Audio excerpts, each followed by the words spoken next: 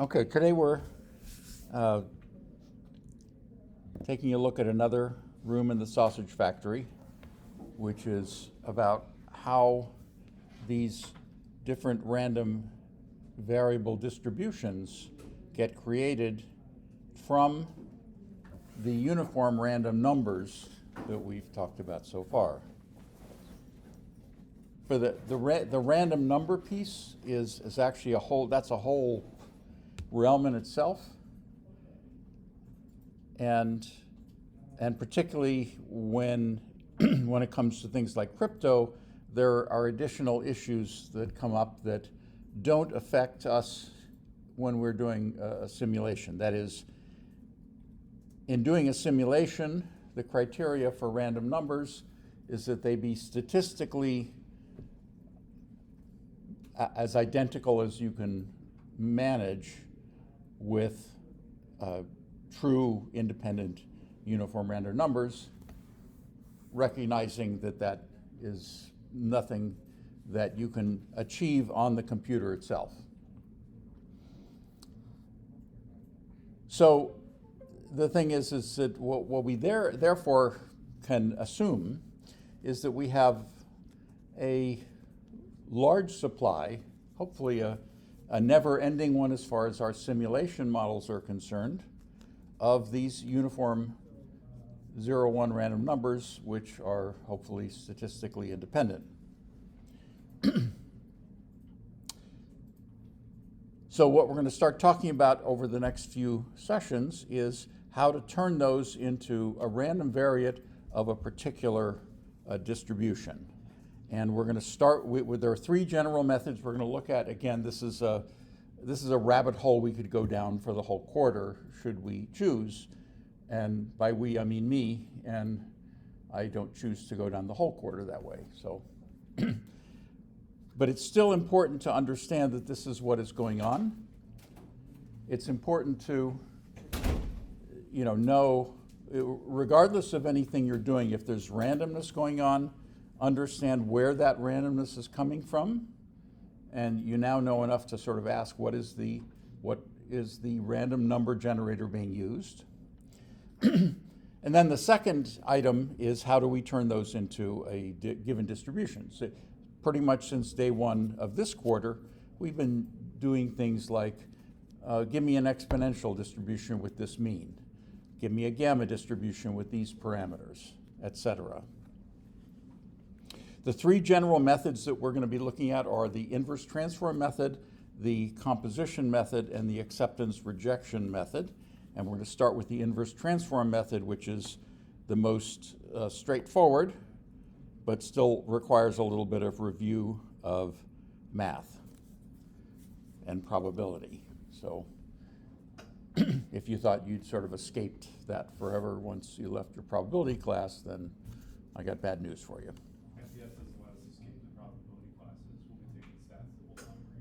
Okay.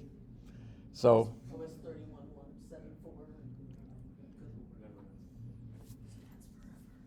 Okay, so here's the problem. The problem is that we are given a sequence of independent, identically distributed, or IID. You're familiar with the term IID? So I know that you don't hear many acronyms as you go through, so it may seem a little odd, but.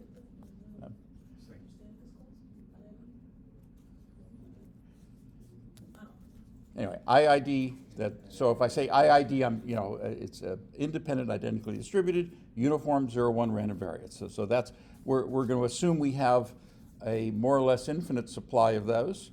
And if we're using a Mersenne twister, that's, because of its period, that's actually a reasonable assumption. But now what we want to do is we want to produce another sequence of independent, identically random variates with a given CDF. And if you remember what CDF stands for? Cumulative distribution function, which is, and actually the C is redundant. It's really a distribute, but that's, CDF is what they say. We'll often denote it by a capital F with this, and you're probably used to seeing it just with a capital X, because in doing this, we're going to be dealing with different random variables. Sometimes there'll be a subscript which will indicate which random variable we're actually concerned with. So the thing to remember here, and again, the convention which probabilists and statisticians seem to like is that capital letters are going to be a random variate, although, again, that's not necessarily a given. It needs to be specified. So by writing f with a subscript of capital X and an argument of x, it's important to understand the difference between these two x's. So the capital X is a random variable or a random variate. I'll be using random variable and random variate interchangeably, more or less. The distinction is that a random variable is a pure thing, a pure mathematical thing. A random variate is one which has been derived from a pseudo random number, as we've talked about. So the distinction is a bit of hair splitting, but just okay. So in this expression, capital X is a random variable or random variable, and little x is the argument of the CDF. And the other thing to remember is that the CDF is just a regular function. There is nothing random about the cumulative distribution function. It is just an ordinary, regular function. It is completely deterministic. Once I say I want the CDF of a normal random variable, that is a specific deterministic function. There's nothing random about that. Okay?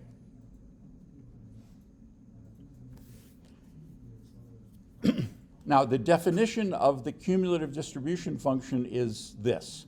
It's the probability that the random variable x is less than or equal to some argument. So again, x is a random variable, and little x is just a formal argument. The CDF is a normal function. It's just there's nothing random about it. Now, what are some of its properties? Well, based upon this, we can say loosely that it's an increasing function. In other words, now you're all familiar with the old bell-shaped curve, right? So the CDF in this case is going to be the area under the curve to the right. So if this is little x, then the area here is what the CDF is. And as x moves, then you get a different quantity. That's how functions work. So for this, is it clear that if I increase x to here, then this probability is also going to increase? Right? So therefore, the CDF is an increasing function. Now, that's technically not strictly true, because if you have jumps in your CDF, then in other words, what I've drawn here is the PDF, which we'll get to in a moment. The CDF typically will look like this. But it may have jumps. I mean, the thing is that for discrete random variables, it kind of looks like this. And so it's technically non-decreasing. In other words, over in this region, it's actually staying flat. So it's not increasing, but it's not decreasing either, okay? That's an important property because, and for some reason you may not have encountered this in your probability class, because if we stick to the continuous case, because it's monotonically increasing, it has an inverse, a functional inverse. That's not true of all functions. Like if we look at this bell-shaped curve, that does not have an inverse. Why? Do you see why? Because for a given, when you look at the inverse, you kind of look at what the function is like. If we, what is the value of the x-axis at a given horizontal line, and we see that there are two values. And so if the function goes up and down, then it does not have a unique inverse. But because a CDF is always increasing, or at least non-decreasing, it always has an inverse, a functional inverse. Again, there is nothing random here. So, which raises the question is, how do you get the inverse of a function, if given that it's monotonic like this? Well, what we do is we'll choose a value on the vertical axis. Let's call it u, little u. Again, this is just a formal variable. And then find where it hits the function. And then where it hits the function, you drop down to the x-axis, and that value is the inverse. Are you with me so far? Okay, so CDF is a function which always has an inverse. And again, that's not true of all functions, but it is true of our cumulative distribution functions. So why even say this in the first place? Apart from the fact that your instructor is a sadist. And that is because the inverse transform is so named because it is based upon the inverse, the functional inverse of this CDF. And it's based upon the following fact, which is kind of an interesting one. So if we have a uniform random variable, let's call it capital U,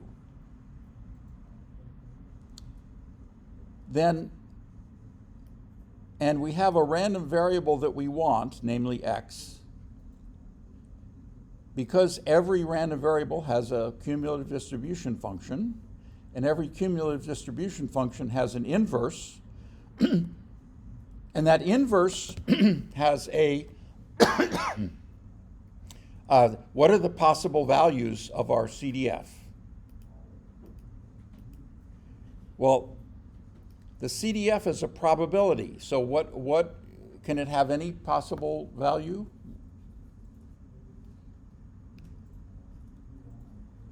What are the?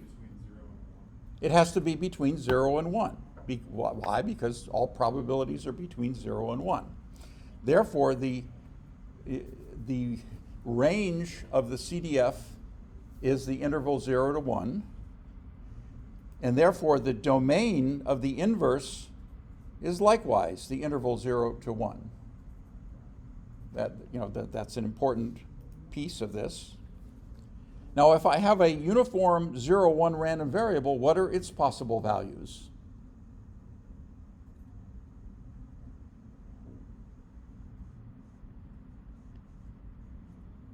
I mean, they're between 0 and 1. If I say I got a uniform random number between 0 and 1, its value has to be between 0 and 1. And that means that the uniform 0, 1 random variable is always within the domain of the inverse of a CDF. Yeah, because if I picked another number, if I picked 2, and said, what is the inverse CDF of 2? That has no meaning, because 2 is not in the range of the function, the inverse of the CDF, right? You can only apply the legitimate values. The second thing is that if I have a random variable, let me call it y, and I have some function that I apply to y, then what is this thing? Is this, if I take a random variable and I use it as an argument to a function, that is always a random variable, right? I mean, a function of a random variable is a random variable. That seems like a tautology, but it's actually something well, it's true. Okay. So this is a random variable. Therefore, this is a random variable because I'm taking a random variable and I'm applying a function to it. And every random variable has a CDF.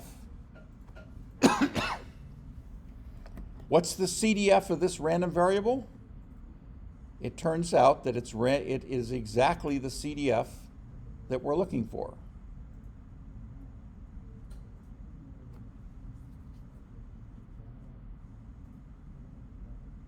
Mind blown. Maybe.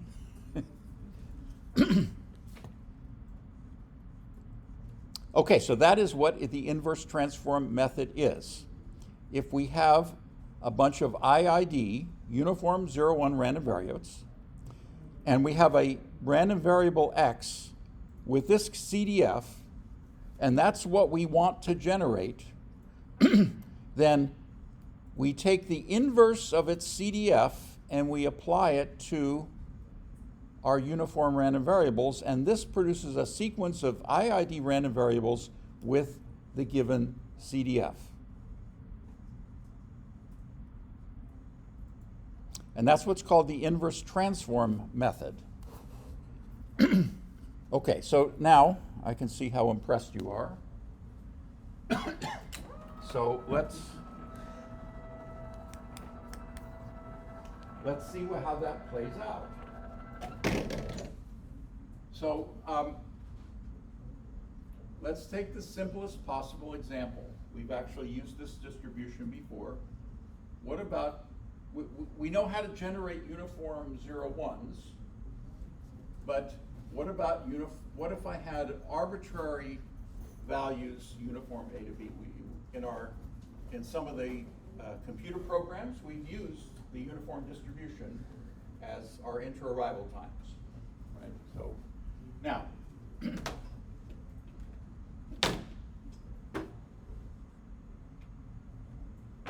if I had a uniform 0, 1 random variable and without doing any of this, if I said, can you take this uniform random number and turn it into one that's uniform between A and B? In other words, this is the PDF of this guy, and I want to turn that into one that has another PDF from A to B, which is going to have a different level. How would you do that?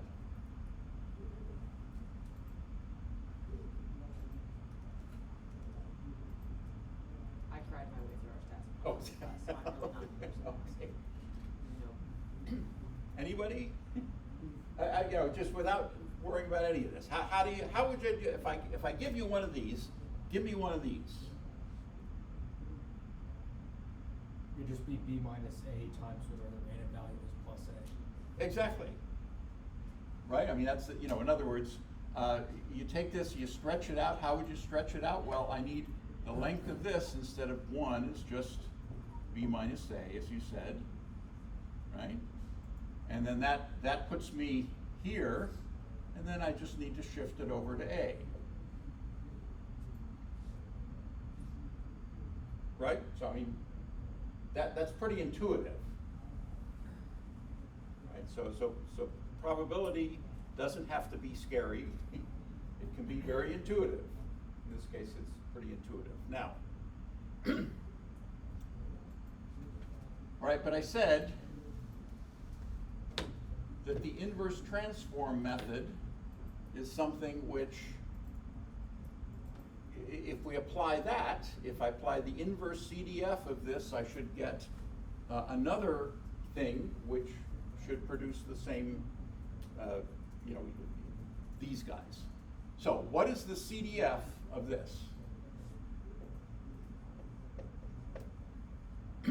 And how do you find the CDF from other things?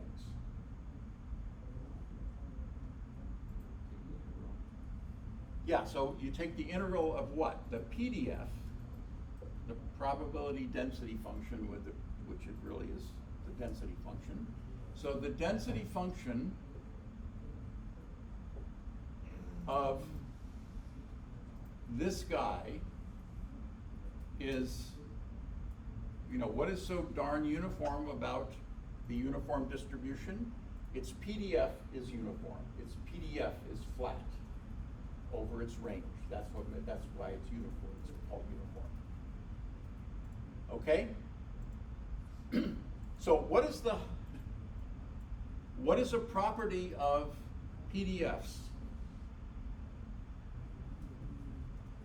For example, what's the area under the curve of a PDF?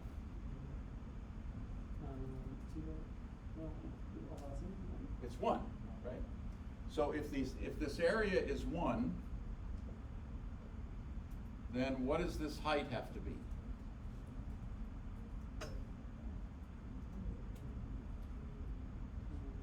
Okay, if the height is 1, then what is the area? If the height is 1, then the area is b minus a. So if remember we had some, let's say if b is 3 and a is 1, then b minus a is 2, and so that means the area, if this is true, that means the area is 2, and that's not 1, last I checked, right? So there's only one value it can be. So what is the height of this that will make the area 1?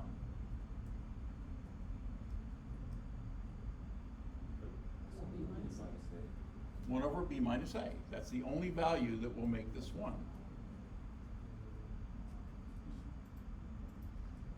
Right, and this is, remember when we're doing, when we're looking at time-varying averages, we're just sort of taking the area of rectangles. Again, that's all we're looking at here. So if the area of a rectangle is 1 and the base is b minus a, then the height has to be 1 over b minus a. That's the only thing it can be, right? Okay. So, now, what about the CDF? What is the CDF? How do we find the CDF? The CDF is the probability that a random variable is less than or equal to x. So if I have a PDF, and so let's say what is the value of the CDF at this point x, some arbitrary point, then what is the value of the PDF here?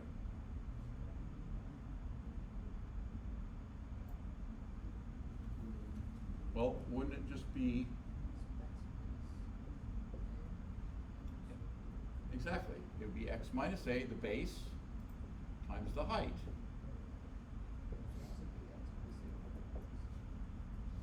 X minus a over 1, right?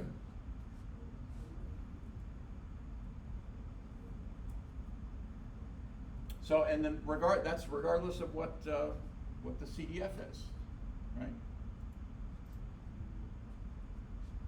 So we actually have our CDF, and this is only valid for values of x between a and b, and it's going to be 0 out here and it's going to be 1 out here, but we don't have to worry about that. So, I mean, what would a graph of this look like? Well, if we're graphing it, if this is a and this is b, then, and this is 1, this is just sort of linear. So how do you graph a linear function? Well, there are a couple ways of doing it, but actually one that they may or may not have given you was, well, let's evaluate, what is our function evaluated at a? If I plug in a for x, then what is the value? 0. All right, now if I plug in b, what is the value? 1. And what is the shape of the function? It's a straight line. So if I have 2 points, the only straight line is the one that connects them. So this is,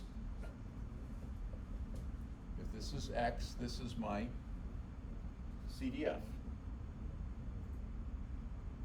Okay, so now, but that isn't what I need. I have the CDF, but in order to get one of these from these, I need to apply the inverse transform method. And so what I need is the inverse. What is the inverse function? And how do you do that? Well, for the function, again, I just choose, and I'm using deliberately a lowercase u because I'm just choosing, this isn't a random number yet, this is just a value. Where does it hit? And where does it fall on the x-axis? It would be right there. So how do you find the inverse of a function?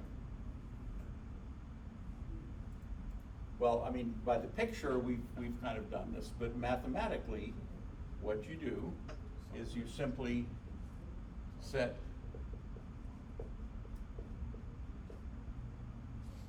your variable to the function, and we solve for u.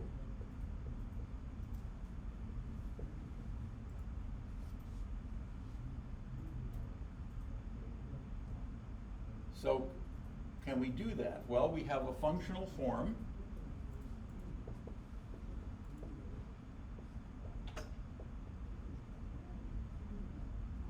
And so if that's u, then how do we solve for, well, solve for x. All right, we already solved for u. We want to solve for x. We want to unravel this. So we multiply both sides minus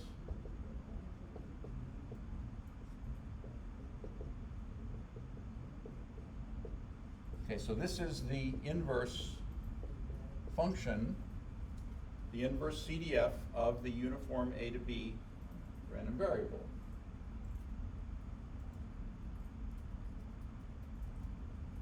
And so our method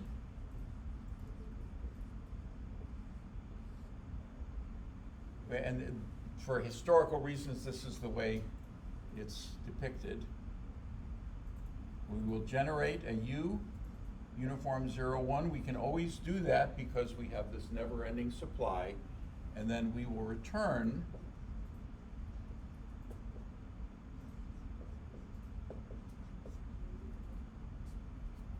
A plus U times B minus A, which is exactly what your intuition said it would be, except that we went through a lot of this rigmarole to get there.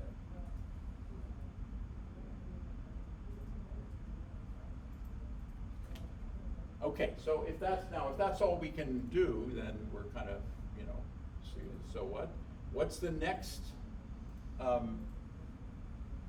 more complicated thing than a uniform? So we now have something where you could have come up with this. In fact, you did come up with this without having learned about the inverse transform method. And like Mrs. Malaprop, who had been using prose all of her life, but not realizing it, you've been using the inverse transform method, possibly without knowing it.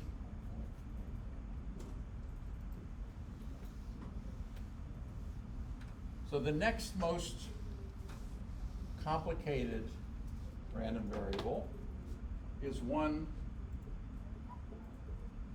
I'm going to call the triangle, and just the simplest form of that has a PDF that looks like this. Remember, this is the PDF now, not, remember the CDF of the uniform was linear, but the PDF was flat. So the triangle, and then this is actually the triangle 0BB for this, has a PDF that looks like this. Now,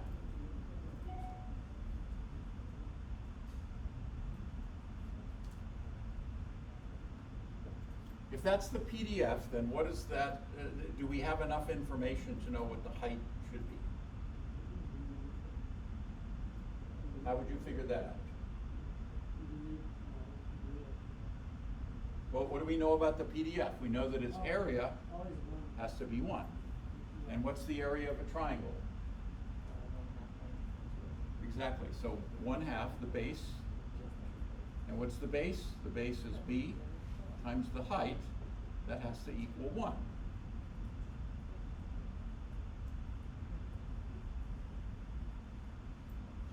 And so the height has to be 2 over b.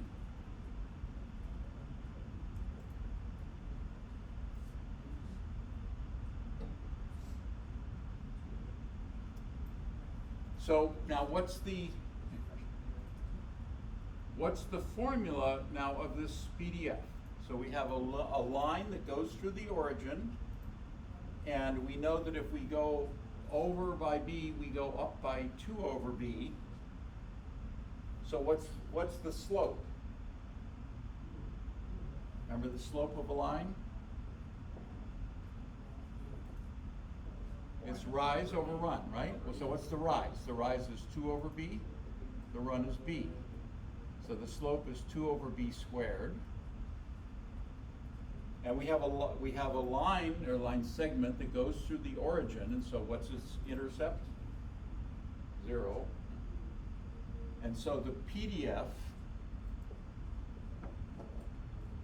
of this guy is 2 over b squared x. And that's valid for x between 0 and b.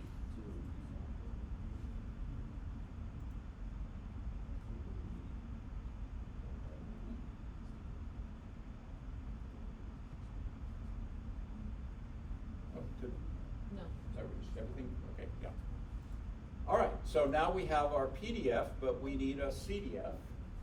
So again, how can we find a CDF? We choose, again, we technically it's the integral, but for these simple things, we can kind of just deal with this. So for an x in here, what is this area? Oh, it's the area of a triangle. 1/2 the base times the height. So the CDF is going to be 1/2 the base, which is x. Now at x, what is the height? The height is the value of the function.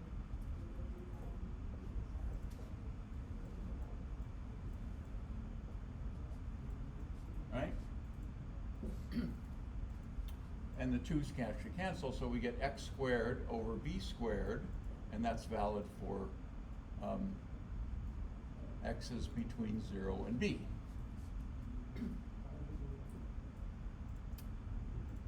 Okay, so now we now have the CDF, but we want the inverse CDF. So how do we do that? We set u equal to our CDF, which we now have.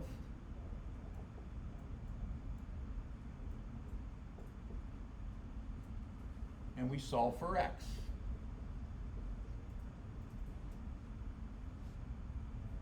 Again, how do we take this to the other side? So x squared is b squared u. And now, okay, so now we got to be a little bit careful because we're going to take the square root.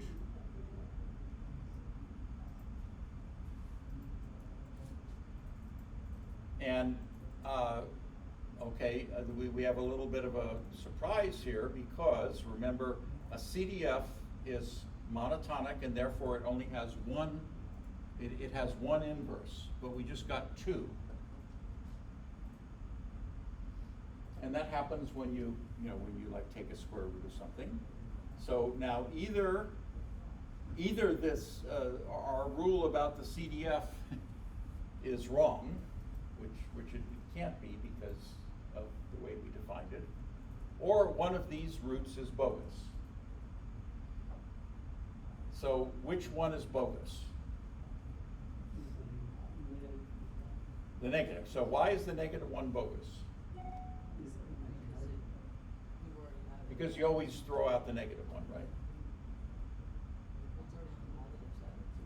Yeah, exactly. In other words, if if we chose the negative one would give us values in here, which is not in the range of what this is. So the negative, we have to be careful because sometimes, as we'll maybe see in a few moments, that's basically what it is. So this is our inverse. And so, and that's our method. So our method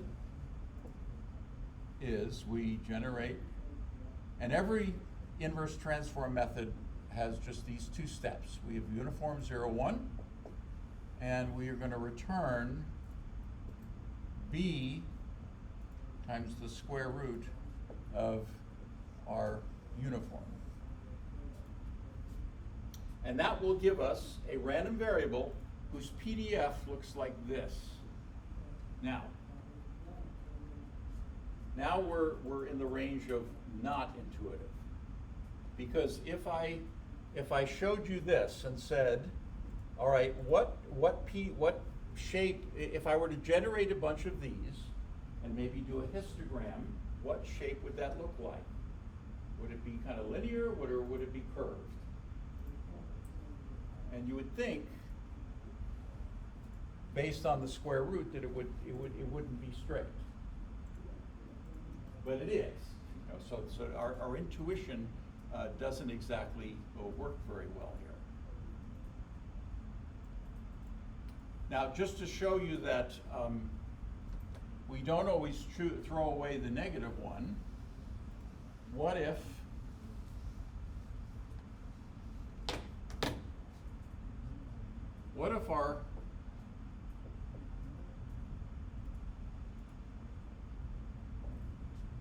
our PDF looked like this?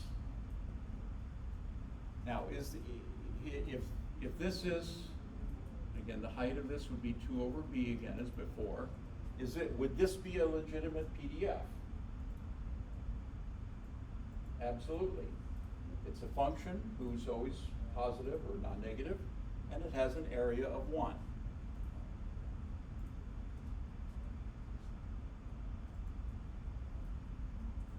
And so, well, what's its PDF? Well, if we pick an x here in the range, we're looking for what is the area of this thing.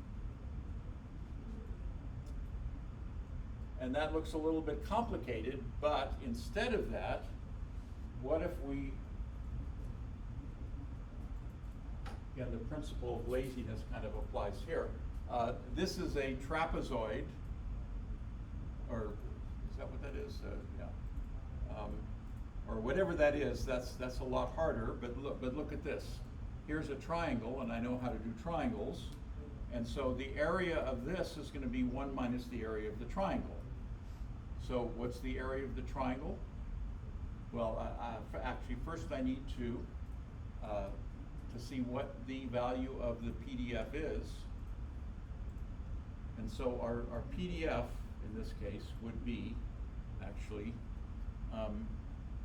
minus 2 over b times x. You say, well, why the minus? Because x is going to have negative values here. So what's the area here? Well, the area here, therefore, is going to be the base times the height, which is the base times the height. Yeah, so it would be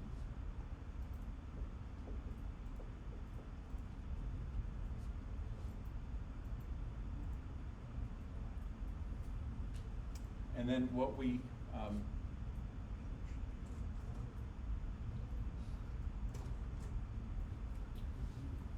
so all right, so well, but the area here is 1 minus that, so we want, so our CDF is going to be 1 minus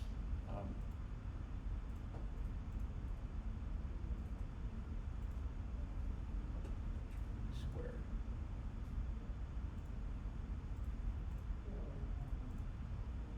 That's 1/2, so 1 minus x squared over b squared is what.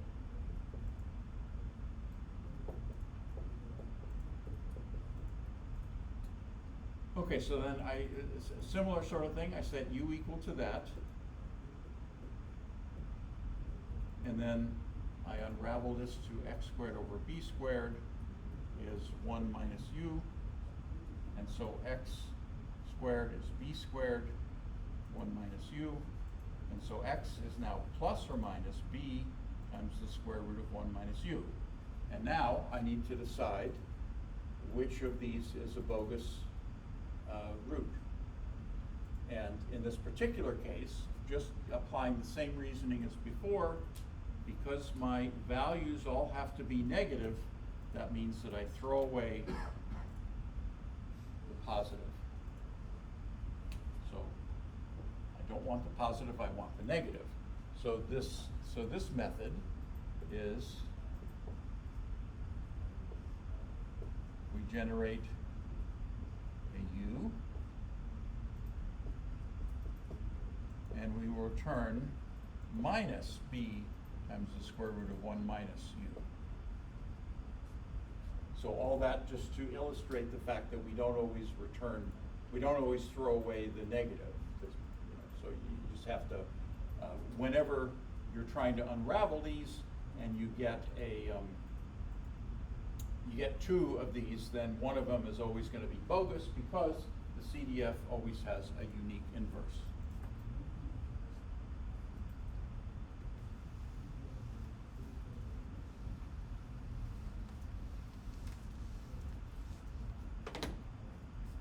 Okay, so now we have to kind of go,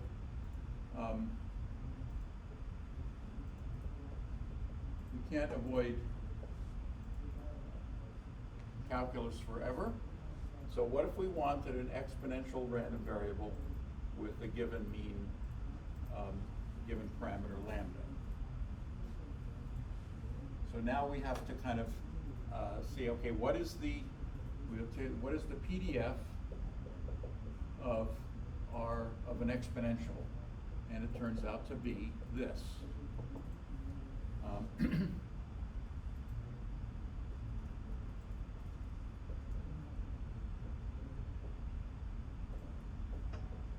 For x bigger than 0, or 0 equal, and then it's actually 0 for x less than 0. So that's why is this called exponential? Because that's the exponential function. It looks like this, where this height is 1 over our mean.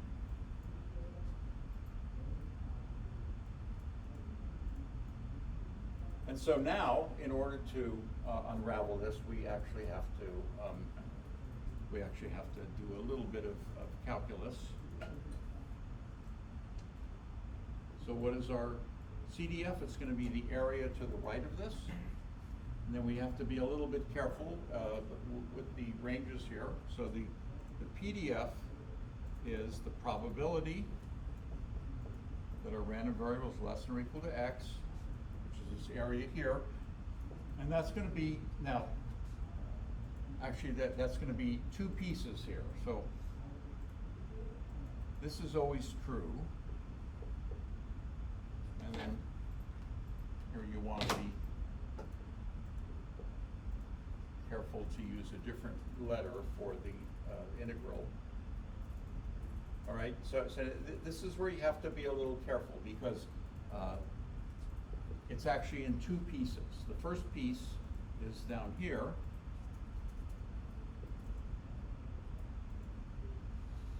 And then the second piece is up here. And we can stick in our functional form. Oops, not x, y. And then, of course, the integral of the area under the curve of 0 is always 0. And then now here, you remember the integral of an exponential?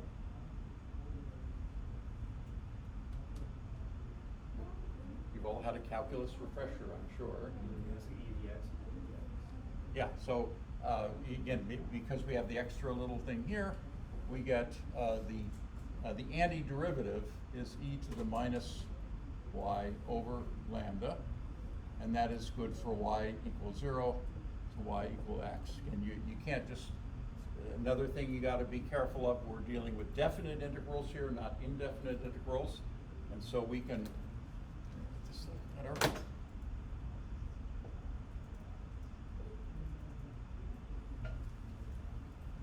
We have the antiderivative, but we need to evaluate it at the endpoints. And so at the top endpoint, it would be,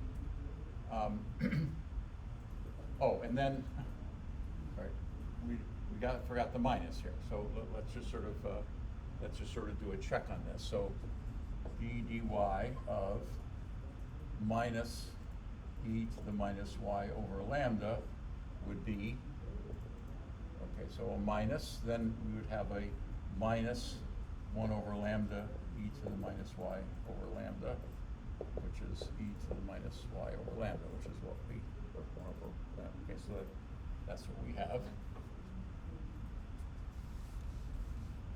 And so at the top it would be e to the minus x over lambda minus a minus e to the minus 0 over lambda. And what is e to the 0? 1, yeah. So this whole thing is 1 minus e to the minus x over lambda. And that's our CDF. Now, to get our inverse CDF, we set this equal to u. And try to solve for x. So we bring this to the other side. And now how can we undo this? Well, it turns out that the log is an increasing function, so we can apply the log to both sides.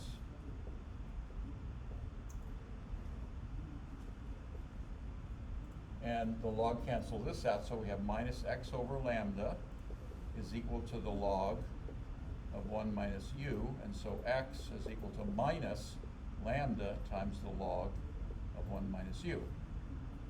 And that's our inverse function. And so our method is to simply generate a uniform, and we're going to return this, minus lambda, the log of 1 minus, and capital U here.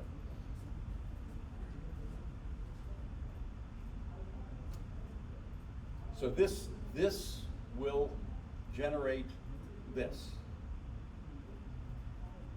And the other thing to notice is something interesting here, is that if we kind of take this out, we can represent it like this. And so what this piece is, this is an exponential with a mean of 1, and this is its mean. This is the overall mean. So in other words, what this proves is that in order to get, if I want an exponential with a given mean, but I have an exponential with a mean of 1, I can simply multiply it by the mean and have the right thing.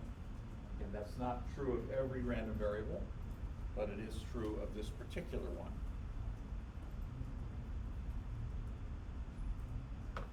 Okay, so that's the inverse transform method. And so for tomorrow, we're gonna start. Maybe give another example or two. And as you might guess, I'm gonna ask you to do this for a couple of other probability distributions. So, pardon me? For homework, yeah. Why do you ask that Yeah. questions? Oh, great idea. Thank you so much. So, thank you for reminding me to put it on the test.